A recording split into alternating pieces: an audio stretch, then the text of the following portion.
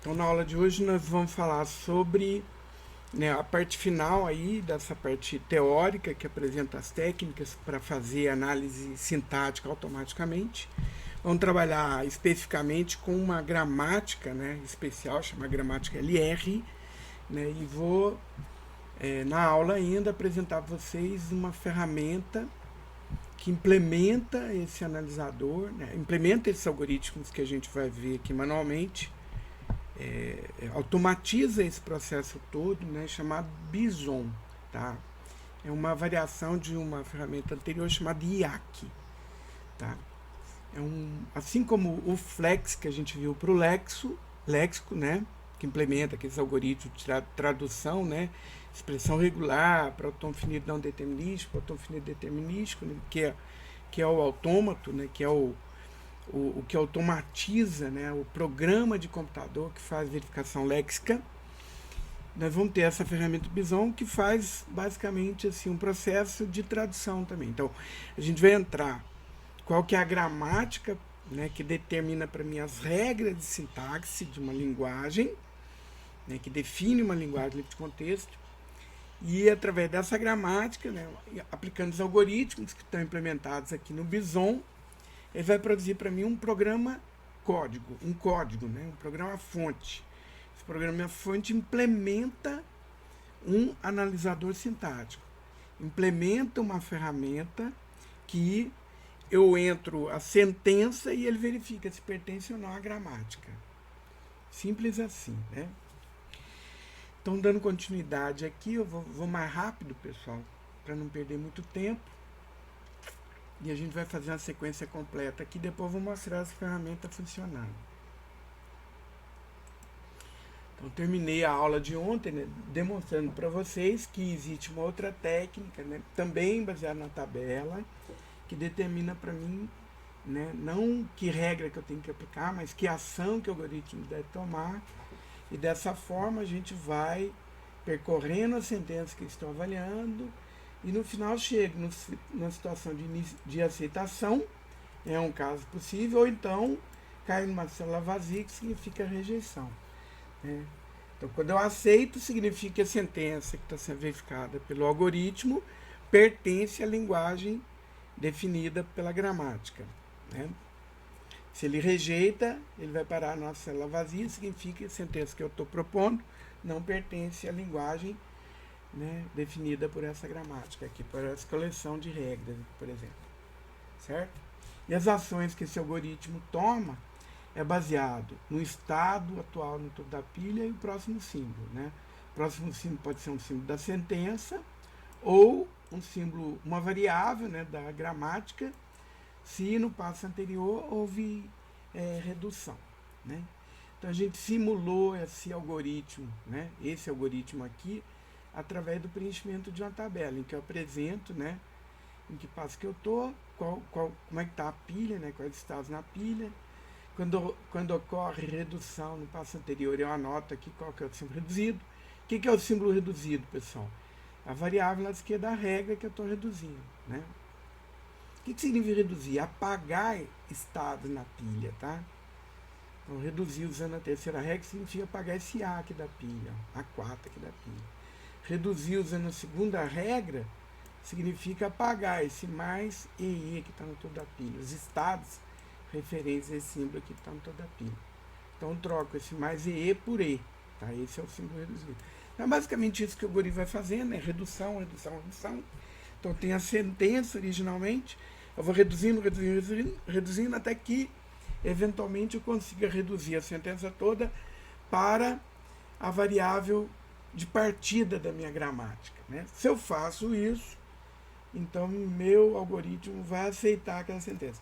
Ou seja, essa sentença aqui, ó, mais vezes A mais BAA, né? O cerquilho eu só marco o fim dela, é uma sentença válida. Essa sentença pertence à linguagem definida por essa gramática aqui, ó. Tá certo?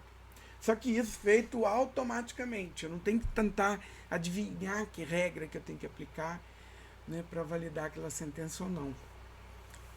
Isso é feito sem que eu tenha que me preocupar, tá? Essa aqui é a ideia. É, então, como é que é feito isso, né? Através dessa tabela, conforme a gente viu. Então, a tabela é calculada para a gramática. Então, cada gramática vai ter uma tabela de análise diferente. O algoritmo é sempre o mesmo, né? Mas a tabela é específica para cada gramática para a qual a gente vai desenvolver esse analisador sintático, certo? E como é que é feito o cálculo dessa tabela também? Foi o que eu fiquei de falar para vocês hoje. Eu não vou me preocupar muito assim, detalhar, pessoal, porque é, essa aula aqui, ó, 19, eu trabalho especificamente com isso, tá? Então vocês podem vir nessa aula depois e ver ela de forma mais detalhada. Mas rapidamente aqui, né? Como é que a gente vai definir, né, os valores da tabela para automatizar esse processo todo? É basicamente isso. Então vou calcular os valores dessa tabela através de algumas operações que a gente vai ver aqui, tá? Então eu tenho que fazer algumas definições. Primeiro, o que é um item? Eu vou pegar uma regra da gramática e vou marcar uma posição dessa regra. Toda vez que eu marco a posição dessa regra, né, a posição que eu vou marcar é lá lado direito, tá? A gente tem um item, né? Dependendo da posição da marca, é um item diferente, tá, pessoal? Então, E pode ser ponto, que é a marca, mas EE é um item. E pode ser mais ponto EE é um outro item, né? E daí por diante. Então, a gramática aqui, a gente tem todos esses possíveis itens aqui, tá? Então, esse é item. O que é estado? É um conjunto de itens, certo? É através dos estados. Os estados definem para mim as linhas da tabela, né? Aqui são os estados. Ó. Cada estado aqui representa para mim um conjunto de itens da minha gramática, certo? Que são calculados para a minha gramática. Não é de qualquer forma, existe uma sequência para a gente calcular esses estados, tá? Basicamente, o estado vai definir para mim o que eu tenho que fazer, né? Os estados determinam para mim em que posição que eu estou nas regras da minha gramática, né? A marca define em que posição que eu estou na regra da minha gramática. Então, se eu estou num estado em que um item que está dentro dele tem essa forma aqui, significa que dessa regra eu já reconheci a parte alfa, falta reconhecer a parte beta para eu ter essa regra completa e aí eu poder reduzir no próximo passo. É mais ou menos isso que determina aqui os meus estados, né? Se no estado eu tenho um item dessa forma dentro dele, se no estado eu tenho um item dessa forma, significa que eu já tenho um item completo, tá? Um item que a marca está no final da regra, significa que é um item completo, um redutendo completo. Então, quando acontece isso, né, no meu algoritmo, eu vou decidir reduzir. Reduzir o quê? Trocar os símbolos alfa, né, os estados dessa forma sentencial alfa aqui que está no topo da pilha, por A, né, que é a operação de redução. Tá? Para poder fazer essas definições, eu vou precisar de duas operações. Uma operação chamada fecho. Né? O fecho é o seguinte: toda vez que eu olho aqui no lado direito, se o pontinho está na frente de um não terminal, então toda a regra desse não terminal eu vou ter que acrescentar para eu ter um conjunto fechado, né, para eu executar essa operação fecho. Tá? Então eu estou dizendo aqui, por exemplo, se eu tenho um conjunto K que tem um item dessa forma, ó, então o que é o item dessa forma? Estou representando de forma geral, né? Uma variável pode ser alguma coisa, esse alfa que representa alguma coisa, a marca uma outra variável seguido de alguma coisa. Então é um item que a marca está na frente de uma variável, antecede uma variável aqui, tá? Quando acontece isso, para que o meu conjunto esteja fechado, esse conjunto de itens esteja fechado, toda a regra, né, dessa variável B eu vou ter que acrescentar nesse conjunto na forma de item, tá? Então toda a regra de B vai ter que estar também no conjunto K, para que ele seja um conjunto fechado. É uma definição, né? A gente tem que só entender como é que a gente vai fazer isso. Aqui alguns exemplos, né? Por exemplo, K1 é um conjunto de itens. Ele é fechado? Não, né? O fecho de K1, na verdade, contém todos esses itens aqui. Por quê? Porque eu percebo que esse único conjunto, esse único item K1, ele tem um ponto antes de variável. Então, todos os itens dessa variável E eu vou ter que acrescentar aqui. Quais são os itens da variável I? Todas as regras, né? Então, ponto mais EE, ponto VZE, ponto A e ponto B. Então, quando eu acrescento esses itens aqui, aí sim eu tenho um conjunto fechado do conjunto de itens K1. Tá? Uma pergunta-chave que a gente vai fazer, né, para decidir se eu tenho que acrescentar itens para um conjunto é esse. Então, assim, é uma função, eu passo como um parâmetro um conjunto de itens, né? Então, dentro o parâmetro da minha função é um conjunto de itens. Aí eu vou olhar, nesse conjunto de itens, tem algum item que o ponto, né, a marca, vem antes, precede uma variável, né? Se sim, aí eu tenho que acrescentar todas as regras dessa variável como item, certo? É basicamente essa pergunta que a gente vai fazer na hora que a gente estiver calculando um conjunto fechado. O closure, né? Que é o que vocês vão encontrar no livro do Arro, tá? Uma outra função é a função transfere, tá? Então, transfere é uma função que tem dois parâmetros. Um conjunto de itens e um símbolo, que pode ser uma variável ou um terminal, ou um símbolo do vocabulário, tá? Então, transfere eu vou aplicar uma transformação em cima de um conjunto de itens. Então, a ideia é essa. Quando eu tenho um item da forma A, pode ser alfa marca x beta, então, ou seja, eu tenho um item que o ponto vem antes do símbolo x. O x aqui pode ser uma variável ou não terminal, tanto faz, tá?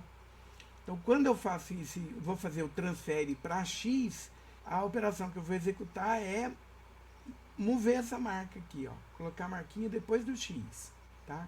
Então, o resultado do transfere, né, um conjunto de itens que tem esse item x, nesse item aqui a marca vai ser colocada depois do x, tá? Desse jeito.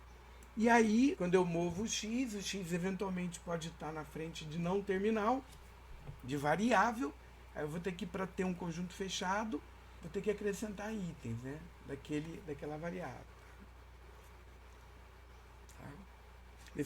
Definiremos, então, aqui a definição formal, né? A função transfere kx como sendo conjunto fechado de todos os itens da forma, né? Então, a gente vai colocar a marca depois de x, tais que a gente tem um item em K, antes da aplicação da função transfere, em que a marca está antes do x. Né? Então, isso que eu transfere, mover a marca para depois desse símbolo aqui, ó, segundo parâmetro da minha função transfere.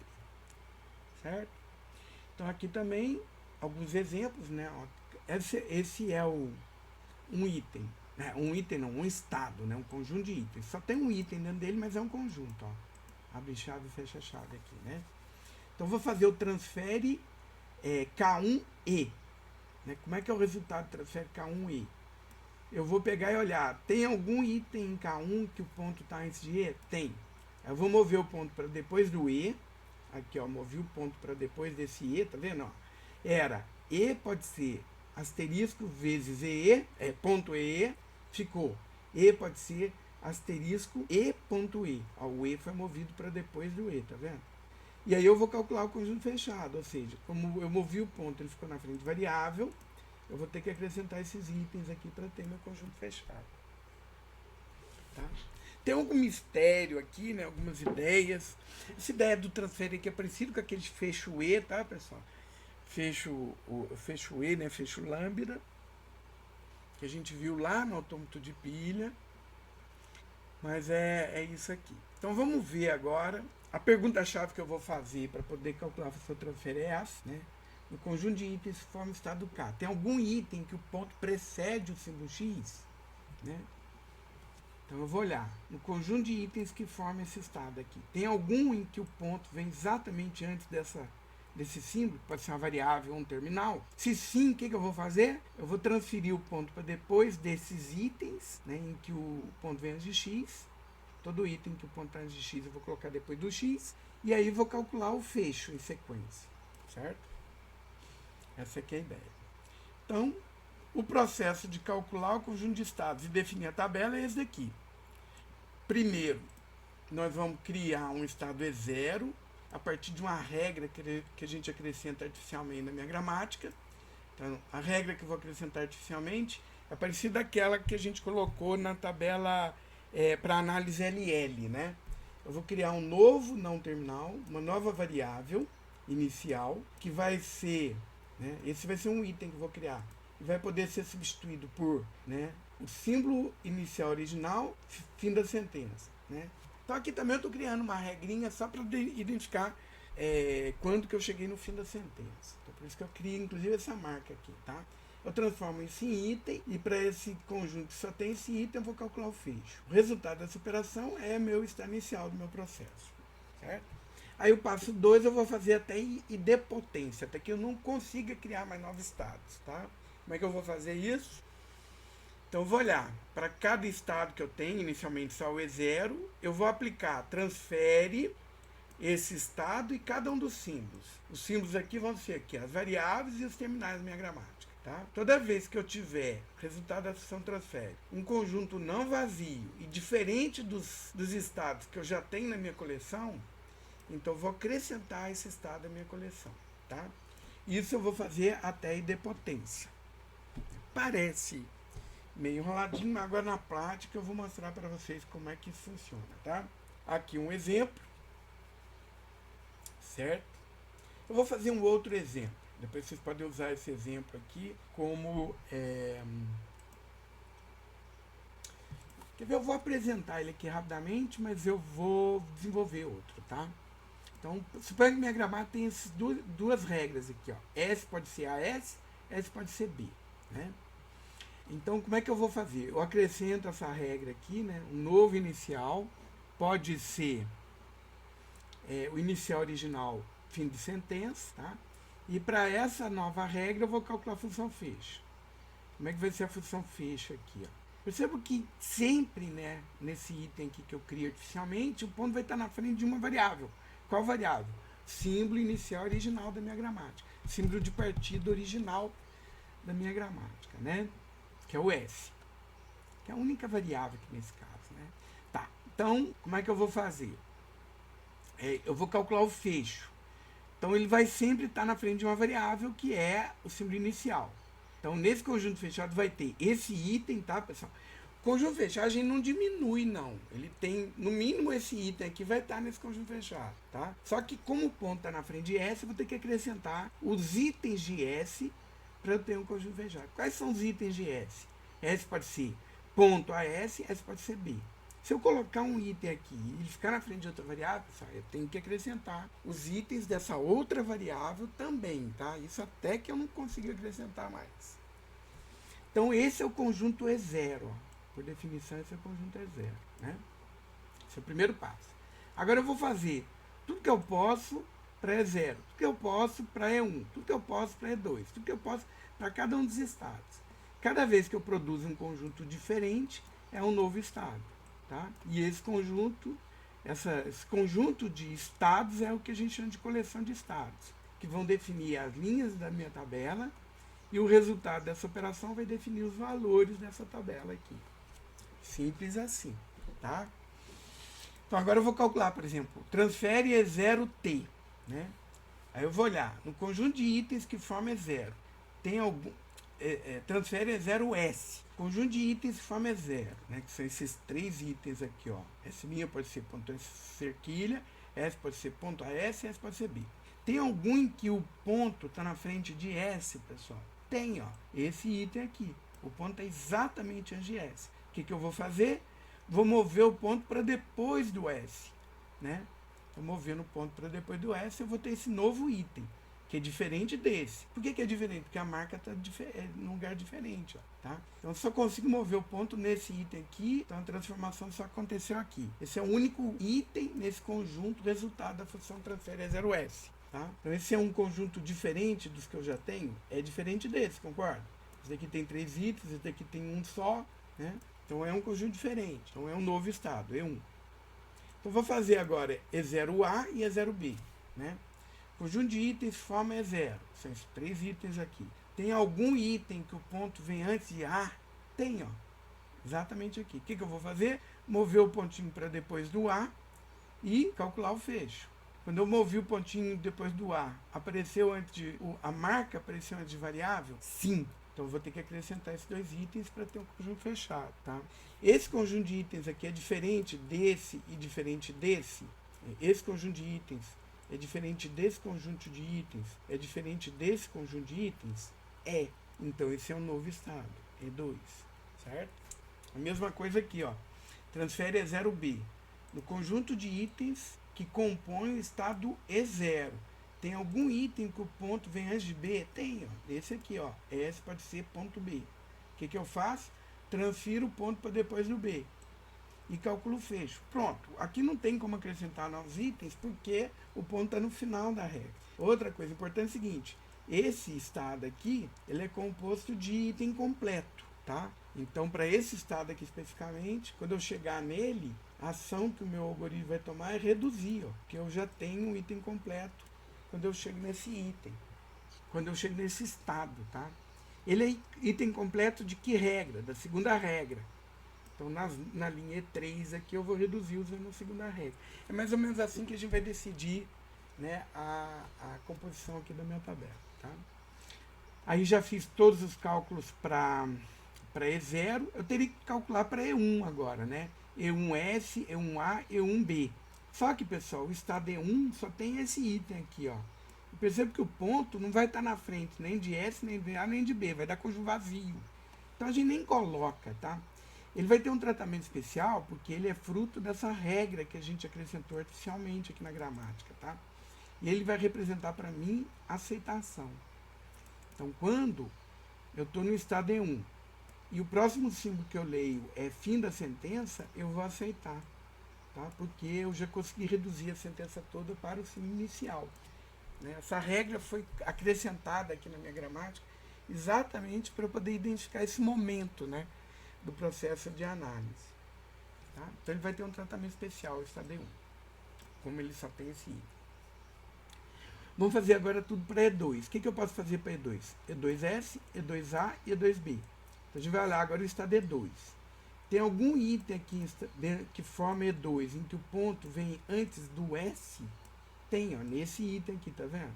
O que eu vou fazer? Eu vou mover esse ponto para depois do S. Como é que vai ficar? S pode ser a S ponto. Quando eu movi o ponto, ficou na frente de alguma variável? Não, ele está no final da sentença, da regra, né? Então, ele é diferente dos conjuntos que eu vi até então? Então ele é um novo estado. Tá? Vamos fazer agora, transfere E2A. O conjunto de itens forma E2. Tem algum em que o ponto vem antes de A? Tem, ó, nesse aqui. O que eu vou fazer? Vou mover o ponto para depois do A. Então vai ficar S, pode ser A.S. E vou calcular o fecho, ou seja, vai acrescentar mais esses dois itens. Ou seja, o resultado da função transfere E2A vai dar o próprio conjunto E2. Então não vou criar um novo estado aqui, tá? E por fim, transfere E2B vai dar o próprio estado E3. Né? Eu vou fazer transfere E3 alguma coisa? Não, ó. Por quê? Porque o ponto já está no final da regra. Não tem como estar na frente de ninguém. Então não tem tanto transfere E3 S, A e B, quanto transfere E4 S, A e B vai dar vazio. Então a gente não acrescenta, né? Lembre aqui que o resultado do transfere tem que ser diferente do conjunto vazio para ser um novo estado, tá? Então, feito isso, eu vou definir os valores da minha tabela de análise assim, ó. A linha determina, o primeiro parâmetro determina a linha, o segundo parâmetro determina a coluna da tabela e o estado aqui que eu vou empilhar está indicado aqui o resultado dessa operação. Então a gente lê assim, ó, na linha 0, coluna S, a ação que o meu algoritmo tem que tomar é empilhar o estado E1, tá? Então linha 0, coluna S, a ação que o algoritmo vai tomar é empilhar o estado E1, tá vendo? Linha 0, coluna A, ação que o meu algoritmo vai tomar é empilhar o estado E2. E0, linha A, E2. Linha 0, coluna B, E3. Então eu olho os cálculos e eu defino os valores da tabela. O E1 vai ter um tratamento especial, né? Ele representa para mim a situação de aceitação. E os outros aqui, ó, E2E, E2S. Linha 2, coluna S, que é a ação que eu tomo, empilhar estado E4. Linha E2, coluna A, que é a ação que eu tomo, e empilhar está D2. Linha E2, coluna B, que é a ação que eu tomo, e empilhar está D3. Né? E aí E3 é formado pelo item completo da segunda regra, vou reduzir usando a segunda regra. E o E4 é formado pelo item completo da primeira regra. Então, toda vez que chegar nessa D4, eu vou reduzir usando a primeira regra. Simples assim. Vamos ver isso de novo. Ó, vou calcular para uma outra gramática, pessoal. Vou pegar aqui uma outra gramática. Vou pegar essa gramática aqui, ó. S pode ser ASC, S pode ser B, tá? A linguagem definida por essa gramática aqui é qual, hein? Essa gramática aqui, ó, a linguagem reconhecida, definida por essa gramática é a linguagem de AN, B, CN, tal que N maior ou igual que zero, certo? Então aqui é a definição geral, né, do conjunto que define essa linguagem aqui, e aqui eu poderia relacionar, então pode ser o B, A, B, C, oh meu Deus, peraí, só um minutinho. Opa.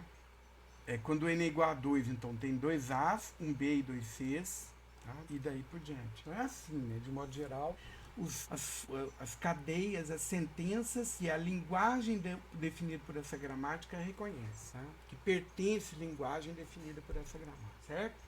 Então vamos fazer o processo completo aqui agora, tá? Então vamos calcular primeiro a tabela de análise. Eu vou acrescentar uma nova variável aqui, ó. Vou botar com um nome bem diferente, tá? X ao invés de S', para ficar bem fácil da gente reconhecer, né? Então acrescento essa regra aqui, ó, que é a minha regra 0, essa vai ser a regra 1 e essa vai ser a regra 2, tá? Vou numerar as regras também para poder me referir a elas. Então essa regra 0 aqui eu vou usar para calcular meu estado E0, primeiro estado do meu conjunto, tá? Então, eu vou calcular fecho de... Eu transformo essa regra aqui num item, num conjunto, né, que só tem esse item. Eu coloco a marca exatamente no início, né? O primeiro símbolo à direita aqui da minha regra, antes do primeiro símbolo da direita da minha regra. Então, eu vou calcular esse fecho aqui. Qual que é a perguntinha que eu faço para calcular o fecho? Vamos voltar aqui, ó. Perguntinha que eu faço para calcular o fecho é o seguinte, ó. No conjunto de itens que forma, né, no conjunto de itens K aqui, né, nesse conjunto K, que é parâmetro aqui da minha função fecho, tem algum item que o ponto precede uma variável, um símbolo não terminal? Se sim, aí eu vou ter que acrescentar as regras desse não terminal para eu ter o conjunto fechado. Então vamos lá. No conjunto de itens que forma, né? Nesse conjunto de itens aqui, o ponto está na frente de uma variável da minha gramática? Tá, né? O S é uma variável da minha gramática. Então, vou ter que acrescentar itens. Quer dizer, além desse item, X pode ser ponto S, fim da sentença, eu vou ter que acrescentar agora as regras de S como item. Quais são as regras de S, pessoal? S pode ser ponto ASC, S pode ser ponto B, tá? Vou colocar tudo separadinho aqui pra gente ver, né? Então, eu criei uma nova regra, transformei essa regra num item, calculei, né? Considerando um conjunto que só tem esse item, calculei o fecho e obtive como resultado esse conjunto de itens aqui. A esse conjunto de itens vou dar o nome de E0. Implicitamente, aqui o que está sendo dito, né, nesse estado é o seguinte, o que eu posso esperar, né? Eu estou no estado E0, o que eu posso esperar, né, encontrar e a minha sentença é válida. Se eu encontrar um S, minha sentença é válida. Se eu encontrar um A, minha sentença é válida, pode ser válida. Se eu encontrar um B, minha sentença pode ser válida. É basicamente isso que está sendo dito aqui, tá? O ponto marca o que eu posso esperar, né, para que minha sentença seja válida. Tá, feito isso, agora nós vamos calcular a função transfere, tá, pessoal? Só que ao invés de ficar escrevendo transfere toda hora, eu vou usar só a letra T, tá?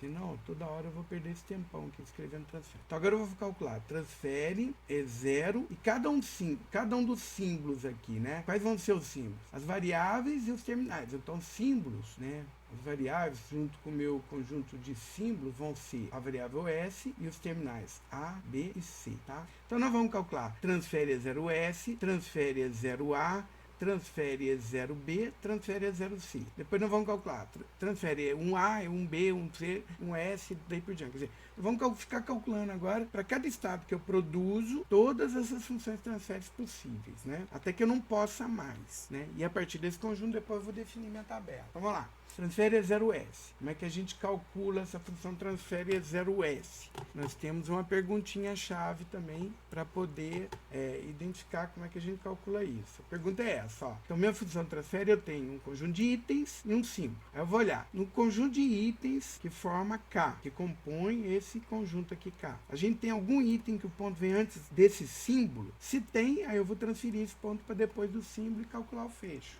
Então, vamos lá. Pergunta é essa. Conjunto de itens que forma esse estado é 0. São esses 3 itens aqui, ó. Tem algum item que o ponto vem antes do S? Tem, ó. Esse primeiro item, exatamente esse cara aqui, ó. Tá vendo? O ponto está exatamente antes do S. O que eu vou fazer? Transferir o ponto para depois do S. Então, vai ficar assim, ó. X pode ser substituído por... Pode ser substituído por S. Põe o ponto depois e aqui, tá? O ponto ficou na frente de variável para eu acrescentar outros itens, né? Para eu ter o conjunto fechado? Não. Então, esse é o único. Esse conjunto aqui é diferente desse? Então é um novo estado, E1. O resultado dessa função transfere produz um novo estado, que é o E1, tá? Fizemos para S. Vamos fazer agora para A. Conjunto de itens que forma é 0. O ponto está na frente de... Existe algum item em E0 que o ponto está na frente de A? Tem. Exatamente aqui, ó, né? Nesse item aqui, o ponto precede A. O que eu vou fazer? A minha função transfere, eu vou transferir esse ponto para depois do A. Então, meu item vai ficar assim, ó. S pode ser A.SC. O ponto ficou na frente de variável? Ficou. Então, eu vou ter que acrescentar as regras dessa variável S. Né? Quais são as regras da variável S? ASC e B. Só que eu vou transformar esse item. Então, vai ser ponto ASC, S pode ser ponto B. Depois, esses itens aqui, apareceu algum em que o ponto está na frente de variável de novo? Não. Então, só tem esses itens aqui. Esse conjunto é diferente desse e é diferente desse? Então, é um novo estado, E2, certo? Então, já calculei. Transfere E0A, o que eu vou falar agora? Transfere E0B. E o conjunto de itens que forma estado E0, são esses 3 itens. Tem algum em que o ponto vem antes de B? Tem, né? Esse cara aqui, ó. Concorda comigo? Então, nós vamos calcular o que a gente vai fazer, ó. Esse é o item que o ponto está na frente do B. Eu vou colocar o ponto depois do E, né? Então, vai ficar S, pode ser substituído por B ponto. Na hora que eu movi o ponto, ele ficou na frente variável? Não, então não vai acrescentar item. Esse conjunto é diferente desse, é diferente desse, é diferente desse? Então é um novo estado, E3, certo? Então o que eu vou calcular agora? Transfere E0C. Nem preciso, tá, pessoal? Vai dar vazio. Por quê? Conjunto de itens que compõem o estado E0. O ponto tá tem algum item que o ponto está na frente de C? Não. Exatamente antes do C, não, né? O C aparece, mas está longe do ponto, ó, tá vendo? Então é vazio, conjunto vazio. É um novo estado? Conjunto vazio é um novo estado? Não.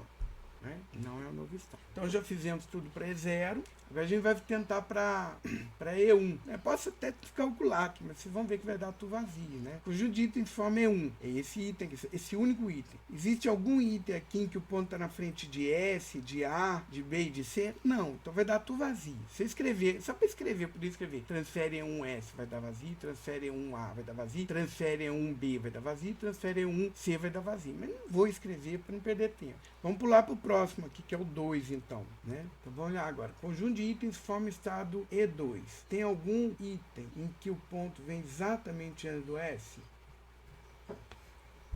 Então não vamos olhar agora esse conjunto, tá, pessoal? Existe algum em que o ponto vem exatamente antes do S? Tem, ó, esse cara aqui, ó. Esse é o item em que o ponto vem exatamente antes do S, tá? O que eu vou fazer? Mover esse ponto para depois do S. Então, nesse item, vou reescrever esse item colocando o ponto depois do S. Vai ficar S, pode ser AS, o ponto movido, né, nessa função transfere, e o C. Na hora que eu transferir que o ponto ficou na frente de variável, o C é uma variável ou é um terminal? É um terminal. Então, não vou acrescentar novos itens. Esse conjunto aqui é diferente dos outros que eu já vi? Então é um novo estado, E4, certo? Então vamos fazer, transfere E2A. Conjunto de itens forma E2. Tem algum que o ponto está na frente de A? Tem. Esse cara aqui, ó, ponto está exatamente na frente de A. O que eu vou fazer? Mover o ponto para depois do A. Como é que vai ficar? S pode ser A.SC. Na hora que eu fiz esse movimento, o ponto ficou na frente de variável? Ficou. Então, vou acrescentar os itens dessa variável S. Quais são os itens? S pode ser ponto ASC, S pode ser ponto B. Esse conjunto aqui é diferente dos que já aconteceram, pessoal? É diferente desse? Esse conjunto aqui é diferente desse? Esse conjunto é diferente desse? Esse conjunto é diferente desse? Não, exatamente igual, né? Ou seja, a função transfere E2A não produz um novo estado. Ele repete o estado E2, tá? Ele produz um conjunto de itens, porque não é um conjunto novo, é o próprio estado E2. Tá? Da mesma forma, transfere E2B, né? Conjunto de itens forma estado E2. Tem algum em que o ponto vem antes do B? Tenha. Aqui, o que eu faço? Movo o ponto para depois do B. Como é que vai ficar? S pode ir B ponto. Esse conjunto tem um conjunto diferente? Não, é igual ao conjunto E3. Então não é um novo estado, é o mesmo estado. Né? Para E3 não vai dar nada também, né? Porque o ponto é o último, então ele não está na frente de ninguém. Então não tem como executar a função transfere para E3. Mas a gente pode calcular a função transfere para E4, né?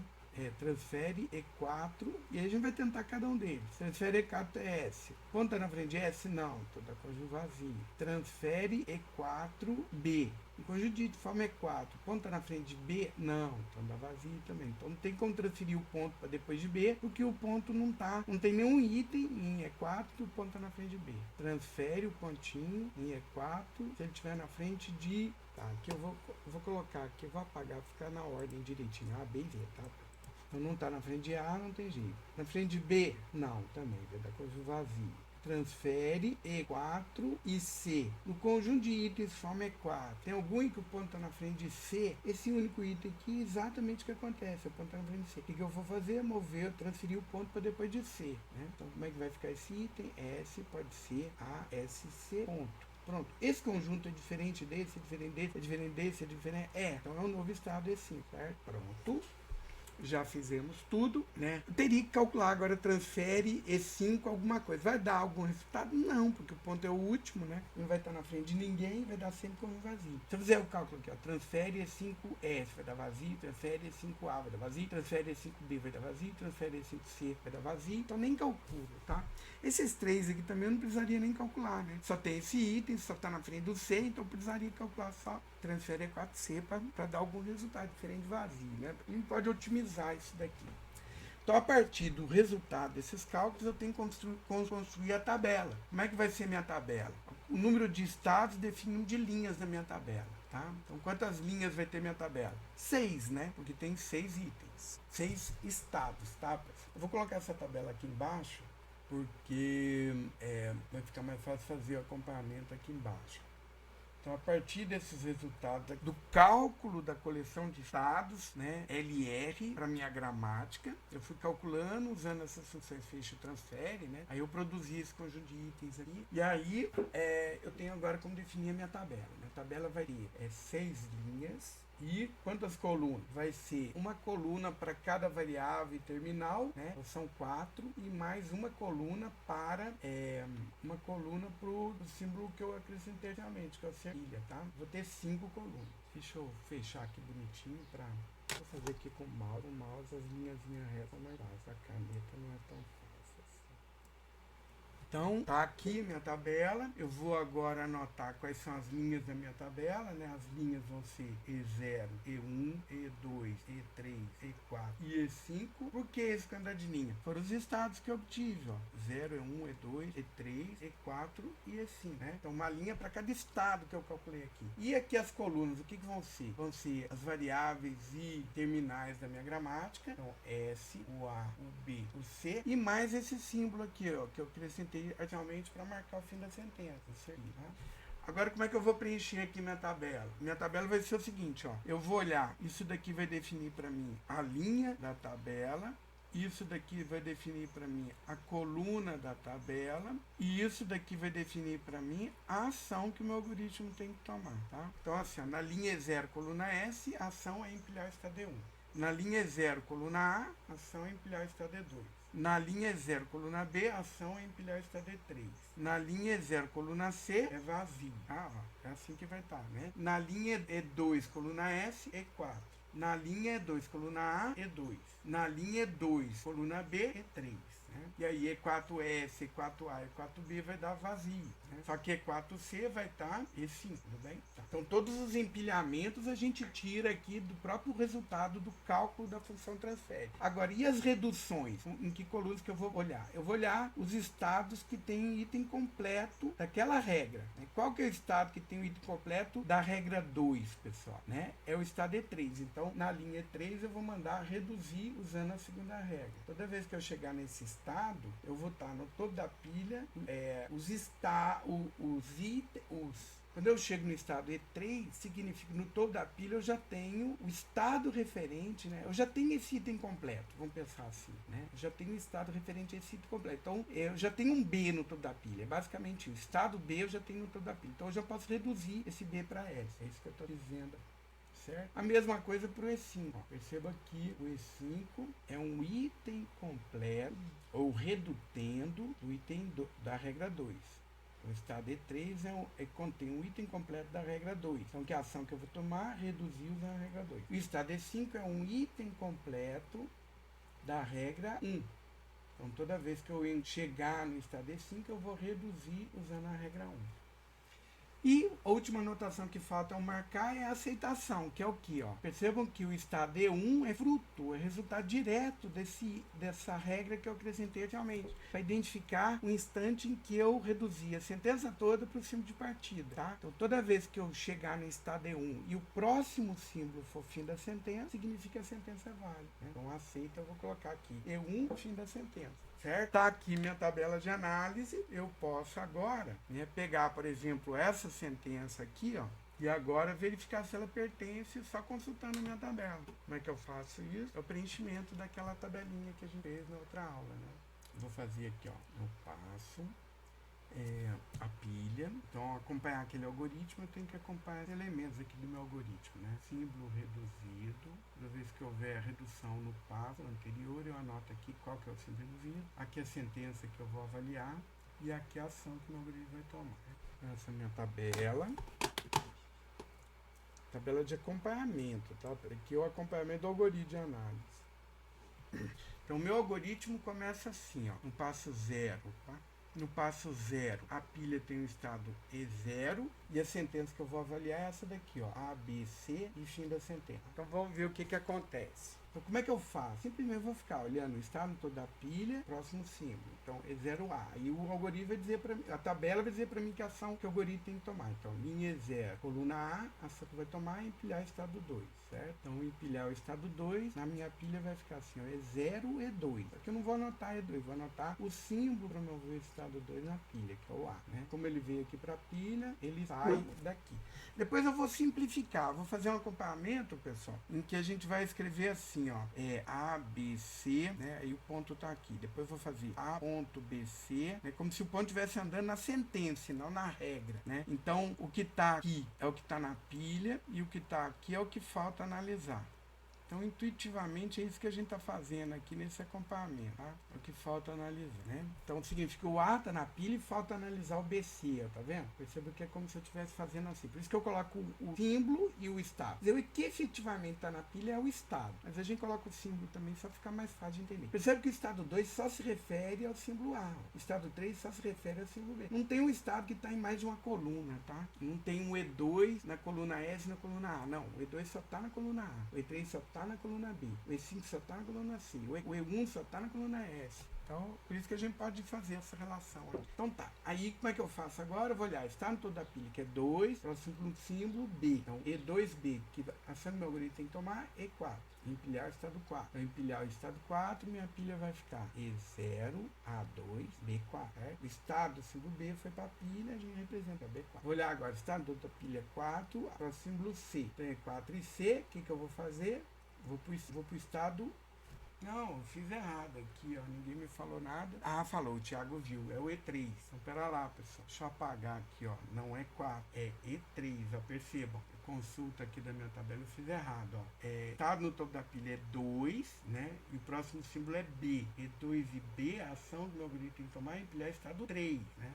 Opa, escrevi 4 de novo, caramba, é 3, ó. Então eu vou olhar, está no topo da pilha 3, o símbolo C, que é o símbolo do algoritmo tem que tomar, E3 e C, reduzir usando a segunda regra. Reduzir usando a segunda regra significa, ó, eu vou colocar as regras aqui, só pra gente lembrar, né? A primeira regra é S pode ser ASC, e a segunda regra é S pode ser B. Então reduzir usando a segunda regra significa apagar no topo da pilha o estado B, né, e reduzir esse B para S, tá? Então na minha pilha vai ficar assim agora, sem esse estado 3, né? Então toda da minha pilha vai voltar a ser o estado 2. Eu vou anotar que houve redução, né, no passo anterior. Qual que é o símbolo reduzido? Eu reduzi o B para S, né? Vou fazer redução, operação inversa da derivação. E falta analisar ainda C esse aqui. Então nós vamos olhar agora, estado no topo da pilha, e quando houver redução, a gente vai olhar se reduzido. Então E2 e S. E2 e S, que é a ação que o meu algoritmo vai tomar, E4. Agora sim.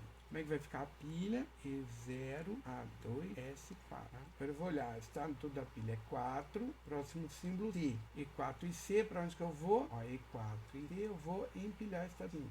Certo? Então vai ficar E0, A2, S4, C5. Né? O próximo símbolo agora é quem? É o fim de sentença. Tá? Então nós vamos olhar agora. Está no topo da pilha E5, próximo símbolo, fim da sentença. E5, fim da sentença. Que é a ação que o algoritmo vai tomar, reduzir usando a primeira regra. Perceba que no topo da pilha, a gente tem os estados referentes aos símbolos ASC. Ó, tá vendo? O estado 2, 4 e 5. São estados referentes ao símbolo ASC, que está no topo da pilha. Então nós vamos reduzir. Né? Nós vamos apagar 3 estados no topo da pilha. Quantos estados eu sei que eu tenho que reduzir aqui? Eu olho a regra que estou usando para reduzir. A regra 1 tem 3 símbolos no topo da... Tem 3 símbolos na direita da regra 1. Eu vou eliminar 3 estados aqui da regra 1. Exatamente os estados referentes ao símbolo A, S e C que está no topo da pilha. Né? Eu vou reduzir usando a primeira regra. Como é que vai ficar a pilha? E0, né? Eu tirei esse estado todo. O símbolo reduzido é S e fim da sentença, que é o próximo que tem que analisar. Então o topo da pilha é 0 e S, que é a ação que o meu algoritmo tem que tomar, é 0 e S e empilhar estado 1.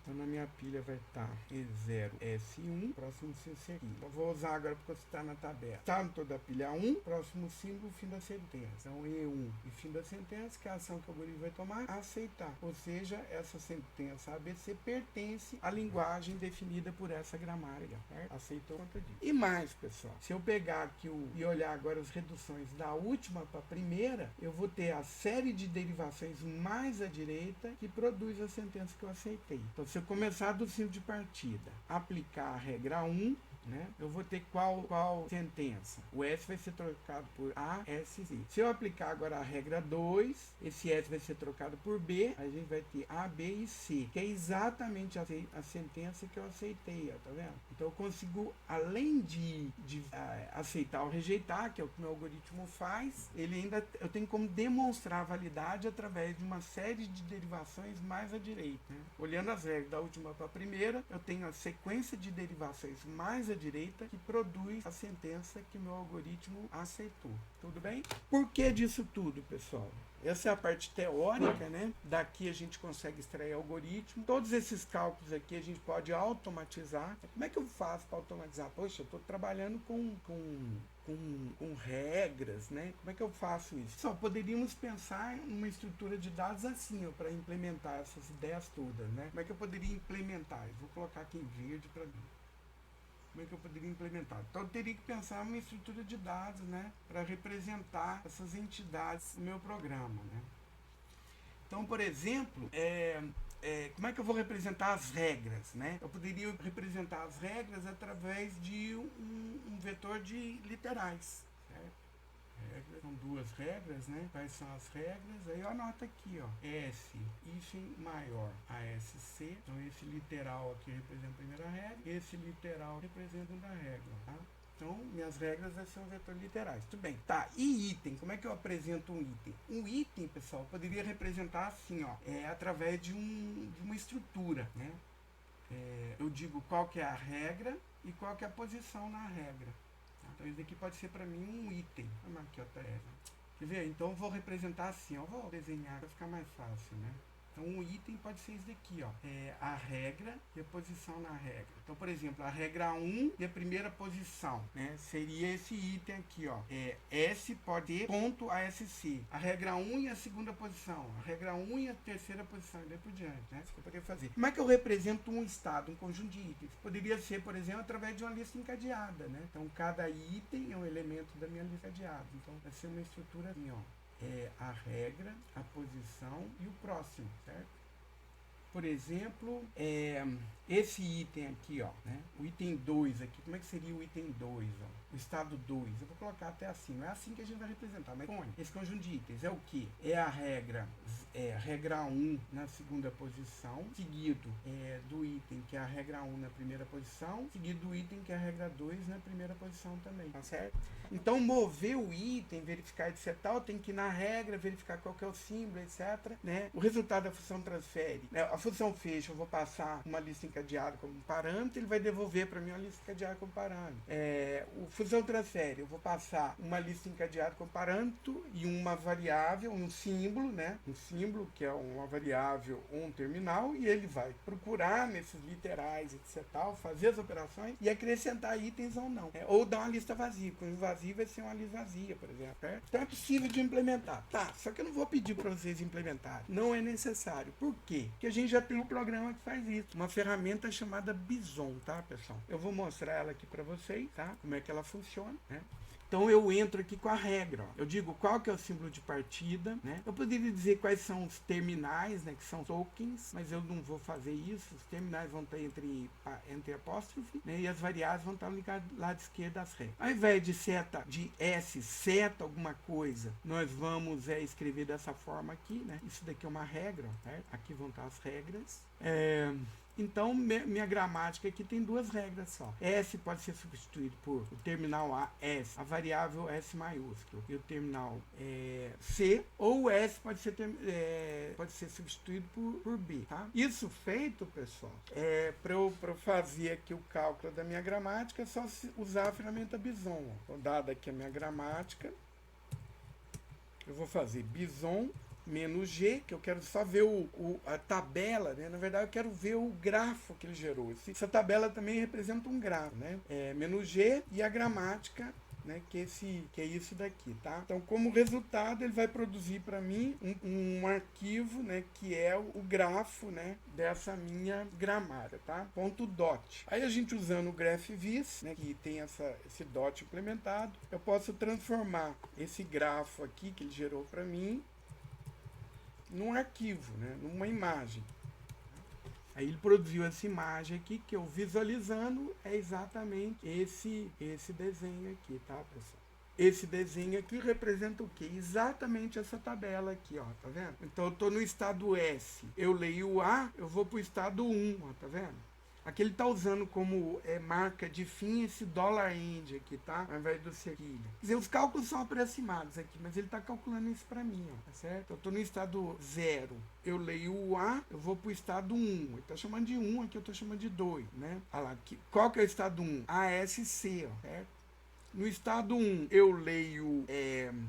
na verdade tem outros itens aqui, ele está apresentando só um item, mas tem outros aqui dentro, né? No estado 2, eu leio o A, no estado 1 eu leio o A, continuo no estado 1, né? Se eu leio o B, eu vou para o estado 2, né? Se eu estou no estado 0 e leio o B, eu estou no estado 2. Quer dizer, aqui, pessoal, essa tabela representa esse grafo aqui para mim, né? Esse autômato, isso daqui é um autômato, na verdade, né? Só que, o que acontece? Nesse autômato, a gente vai ter algumas operações de pilha, ó, né? A partir de alguns estados, a gente vai ter algumas operações de pilha, que é reduzir significa desempilhar, né? E cada passo aqui eu estou empilhando um estado, quando eu vou para esse estado aqui. E essa sequência aqui eu vou para o estado de aceitação. Tem uma pequena diferença, né, de um para o outro aqui, mas essa ferramenta Bison basicamente faz o que esse programa aqui está fazendo para mim, tá?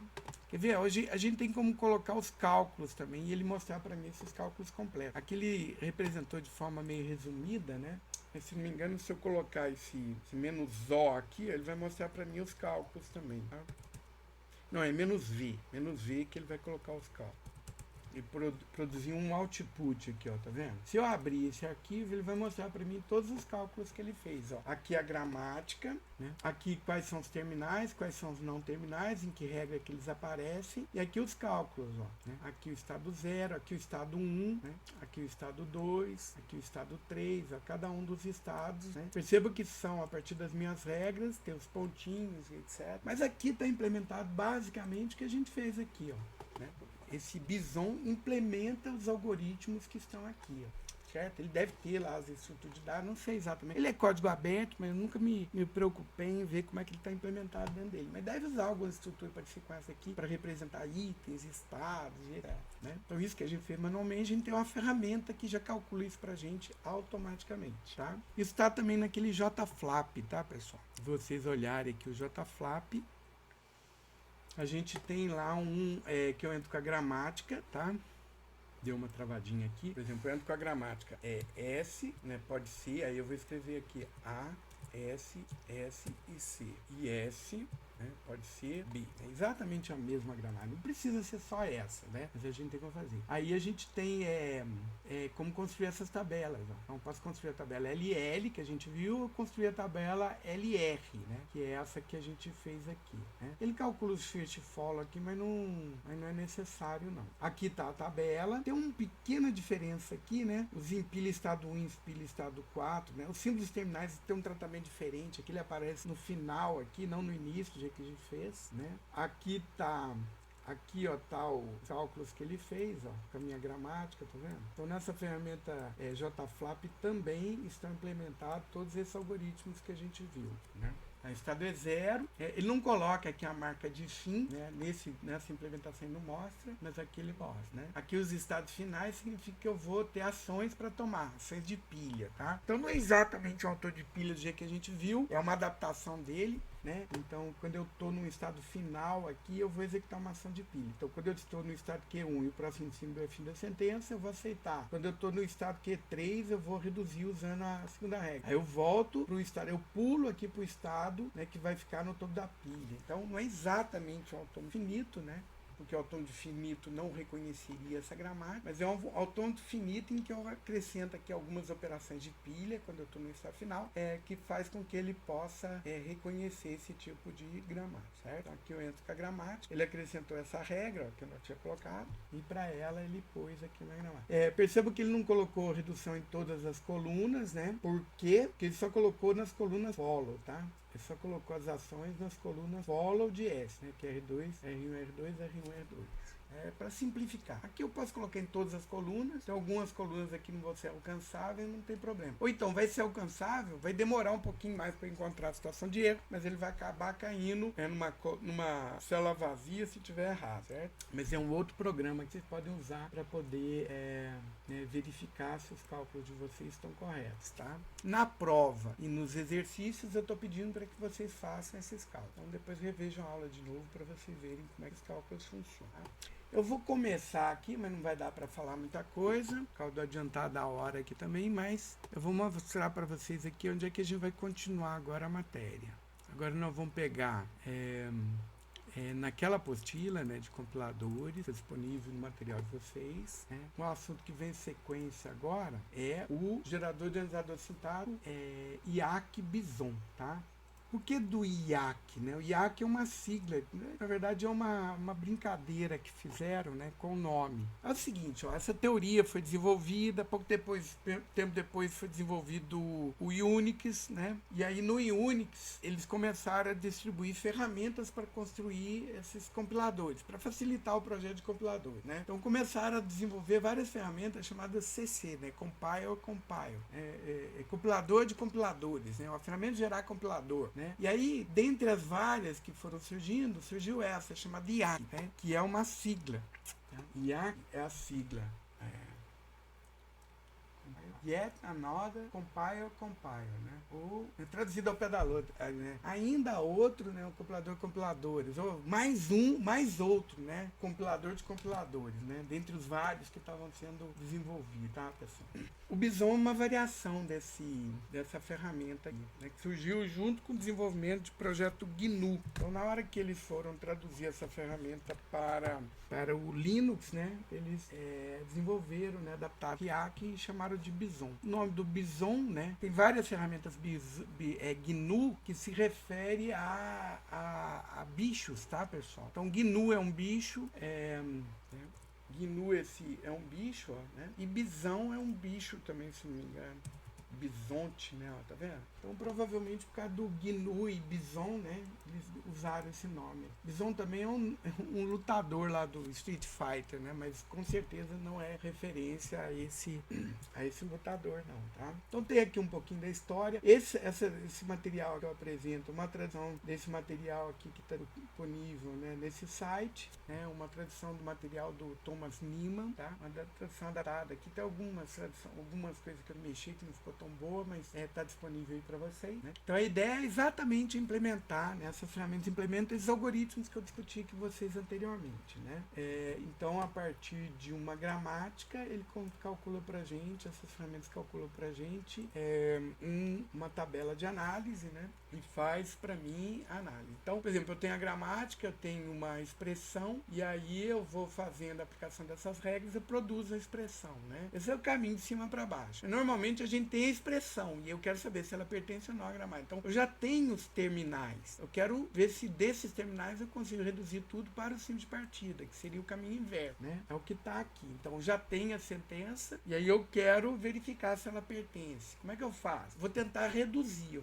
Vou fazer a operação inversa. Ao invés de derivar, nós vamos reduzir, tá? Então, a ideia é essa, né? Então, eu tenho um pontinho aqui, marca o que está na pilha e o que falta analisar, né? Então, quando eu leio o X, eu coloco ele na pilha. Não o X, mas o estado referente a ele, né? O X sozinho existe uma regrinha para ele aqui na minha gramática.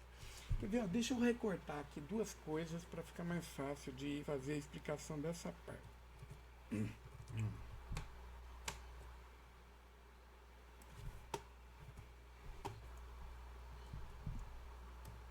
Então, essas operações aqui é uma simplificação daquela tabelinha que a gente preenche quando está acompanhando o algoritmo LR, tá? Só uma simplificação aqui, só fica mais fácil da gente ver. Então aqui, o que está acontecendo? Percebam que aqui, né, eu estou representando o que está na pilha, que falta analisar, tá? Então inicialmente minha pilha está vazia e falta analisar a sentença toda.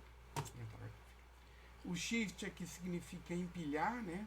Deslocar, na verdade, né? Deslocar mover o pontinho aqui, né? Mas a gente vai entender como empilhar. Reduce é reduzir, né? Vamos entender ali, usando uma regra. Qual regra? As regras estão numeradas aqui, ó.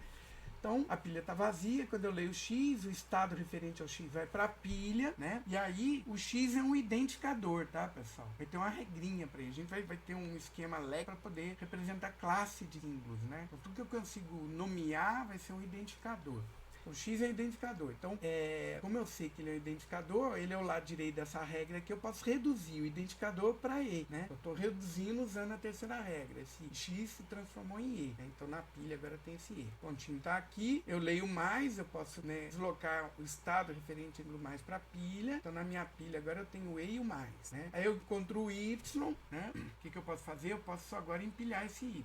O Y se refere ao identificador também, eu posso reduzir usando a terceira regra. Então esse Y vai virar E, né? Então na pilha ficou E mais I. Tá. Nesse caso aqui, a gente tem o que a gente chama de conflito de redução e deslocamento, ou X-reduce, né? A gente vai ver que isso acontece quando a gramática é ambígua e em determinadas situações, tá? Por quê, pessoal? Nesse momento aqui, ó, eu posso ler o vezes, é uma opção, ou então eu já tenho o lado direito da primeira regra. Então, teoricamente, eu já poderia reduzir aqui. Esse E mais E poderia transformar em E, né? Poderia reduzir. Mas meu algoritmo aqui optou por empilhar o estado referente ao símbolo vezes aqui na pilha, tá? Então, aí depois ele empilha o estado referente ao símbolo Z, é o identificador. O Z sozinho é um identificador, né? Então eu posso reduzir o Z para E, certo? Aí eu tenho o EVZ aqui no topo da pilha, eu posso reduzir usando a segunda regra, e eu vou escrever, né, que a operação que eu posso executar agora é multiplicação. Então esse EVZ aqui eu reduzi para E, tá? E aí eu tenho E mais E no topo da pilha, né? Então eu posso reduzir agora usando a primeira regra, esse E mais E virou E, né? E eu posso dizer que agora eu posso somar. E como eu consegui reduzir a sentença toda para o símbolo de partida, significa que a sentença é válida, eu posso aceitar, tá? É basicamente, e de forma resumida, o que o meu algoritmo LR está fazendo e o que está implementado nessa ferramenta Bison, né? É o que está dito aqui, certo? Aqui tem explicação, depois vocês dão uma lida, né? Esse material está disponível aqui, né, no curso e aqui, ó, em material de apoio. Vocês vão encontrar essa explicação no texto, no capítulo 4 do livro do CIP, do Arro, né? Essa parte prática da disciplina. E tá aqui também, ó, notas de compiladores, né? Aqui lá na parte de análise sintática, tá? Olha lá, o Bison e gerador de analisador sintático. É esse assunto que eu estou mostrando aqui para vocês agora, certo? Então vamos lá. Aqui eu estou explicando como é que isso acontece, a questão do conflito de redução e deslocamento. Existe conflito de redução também, que a gente vai ver. Esses conflitos são importantes, que a gente, na hora que estiver usando a ferramenta Bison, dependendo da gramática que eu escrevi, ele vai relatar esses conflitos que ele gera, tá? Aí, por definição, ele vai optar pelo empilhamento, mas a gente tem como contornar isso executando, fazendo algumas definições aqui que a gente vai ver em sequência, tá? E aí, como é que a gente usa a ferramenta, né? A gente vai ter que escrever um arquivo, onde a gente vai entrar com a gramática. O arquivo em que a gente especifica a gramática é parecido com o arquivo do Lex, né? É dividido em 3 seções. Cada seção é precedida, né, pelo símbolo %%, né? Então, %% separa a seção de definições da seção de regras, o %% de sequência separa a seção de regras de rotinas, né, da função main e de outras coisas que eu vou ter no meu programa, no programa que vai ser gerado pela ferramenta IAC, pela ferramenta Bison, tá? Aí, como é que a gente vai fazer? Eu vou deixar essa prática aqui para a próxima aula, pessoal, senão vai ficar muita coisa para uma aula só também, tá? Eu sugiro, né, para vocês terem uma outra visão aí da revisão que eu fiz hoje, vocês olharem a aula 19, né? Vão ver o que eu expliquei hoje de uma outra forma, né? Essa aula 19 eu explico como é que essa tabela é construída também. E aí, na próxima aula, a gente vai ver essa coisa funcionando, tá? Eu mostrei para vocês aqui na aula de hoje essa ferramenta para gerar, né, o gráfico. Só que para gerar esse gráfico aqui, a gente não vai precisar gerar ele, mas se vocês quiserem gerar, vocês vão ter que instalar, tá, na máquina virtual aqui, onde está essa máquina virtual do Docker, né, onde está nosso ambiente de desenvolvimento compilador, uma ferramenta chamada GraphViz, tá? Então, para poder instalar, ó, eu sugiro aqui essas duas coisas aqui, ó, tá?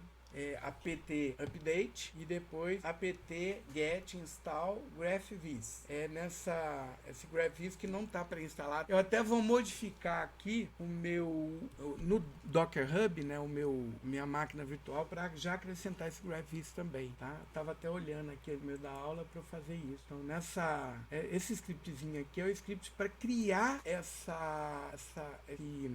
esse container, né? Essa máquina virtual aqui, onde a gente vai ter o desenvolvimento, né? Vocês podem usar uma imagem pré-definida, que é essa que eu propus vocês. Então ele vai lá no meu Docker Hub e já baixa essa imagem aqui, ó, né? Que foi definida um ano atrás. Eu vou fazer uma atualização dela, mandando instalar, né?